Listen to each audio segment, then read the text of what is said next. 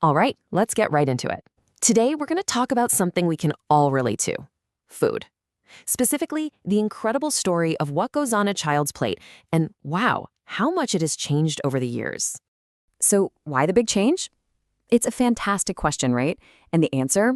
Well, it's not just about what's trendy. This is a story about a massive evolution in, how we live, how we even make our food, and what we've learned about health along the way.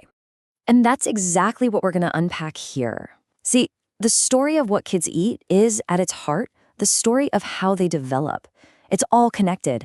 What's on their plate directly shapes how they grow, how they learn, and basically how they thrive. Okay, to really wrap our heads around this, let's set the stage. Think of it like a before and after picture.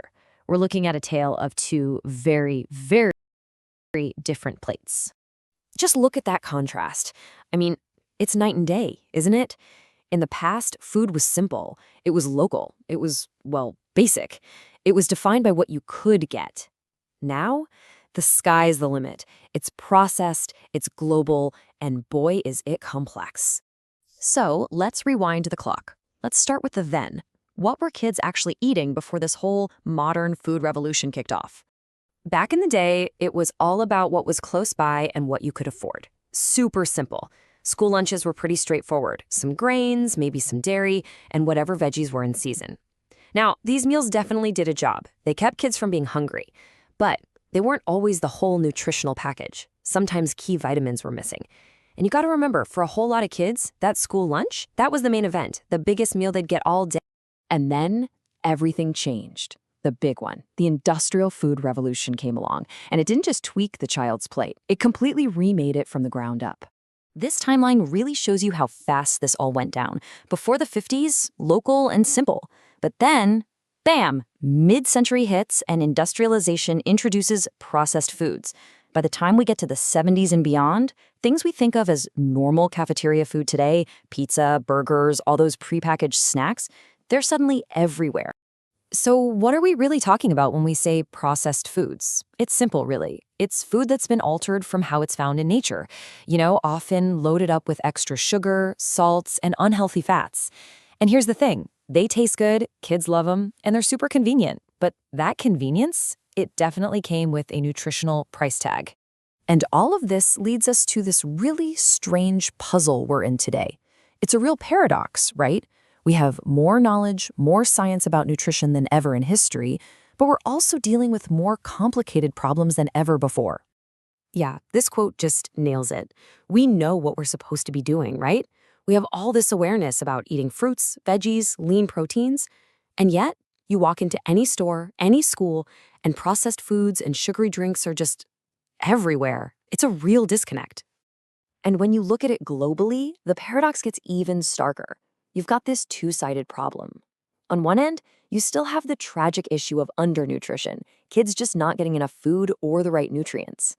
But at the exact same time, you have this explosion of obesity, which is often fueled by having way too many calories from foods that offer very little actual nutrition. It's like two opposite problems happening at once. So you might be asking, what's causing this? Why are these things happening? Well, it often boils down to some big picture factors. Things like how much money a family has, whether they have access to good education about nutrition, and honestly, just what food is even available and affordable in their neighborhood. It all plays a massive role. Okay, but it's not all bad news. Not at all. Because with all this new awareness, people are starting to fight back. We're seeing a real push from schools and governments to tackle these challenges head on. And the game plan is pretty smart because it hits the problem from multiple angles. First up, new rules for school meals, cutting back on the sugar, salt, and bad fats. Step 2, bring in the good stuff, more fruits, more veggies, more whole grains. Step 3, and this is a big one, is education. Teaching not just the kids, but whole families about healthy eating.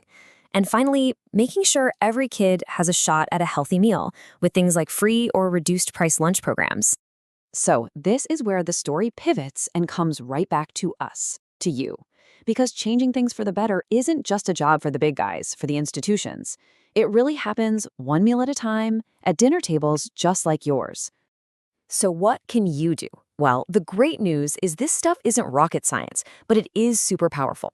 Just offering a mix of healthy foods makes a huge difference. Putting some simple limits on sugary drinks and snacks, game changer. And here's a fun one. Get the kids involved in the kitchen. It totally changes their relationship with food. The goal is to create a positive, no-pressure vibe around meals. And hey, while you're at it, support the nutrition programs happening at your local schools. Because at the end of the day, that's the whole point, right? It's not about being perfect or having the perfect diet every single day. It's about building a solid foundation. It's about giving our kids the tools and even the taste for it so they can have healthy habits that will stick with them for the rest of their lives.